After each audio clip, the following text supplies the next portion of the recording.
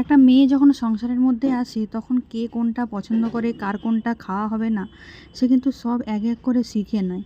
শিখতে একটু হয়তো সময় লাগে, কিন্তু শিখে নেয়। এই যেমন দেখো, 3 বছর হয়েছে বিয়ে হয়েছে, আমাদের বাপির সুগার আছে, যে কারণে ওই উচ্ছের বিচেগুলো খাওয়া যায় না, যে কারণে উচ্ছের বিচেগুলোকে আমি ফেলে দিচ্ছি। আর এদিকে রান্না করব লাউ ডাল, সেই জন্য লাউটাকে কেটে নিচ্ছিলাম। উচ্ছেটাকে কাটানো হয়ে গেছে, তারপরে লাউটা কাটছিলাম। আর এদিকে ডালটাও হয়ে গেল। আর কিছু রান্না দেখাতে পারিনি। তারপরে খেতে বসে পড়েছিলাম। সবার জন্য ভাতটা বেড়েছি, তারপরে যে নিজেও খেতে বসেছি। শিঙি মাছের ঝোল খাচ্ছিলাম।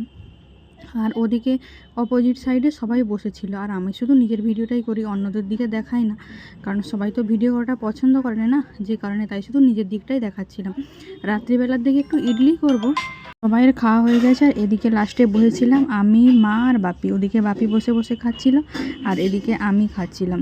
তো সাউথ ইন্ডিয়ান খাবারটা খেতে খুব ভালো লাগে, তাই বাড়িতেই বানিয়েছিলাম। তো আজকের মতো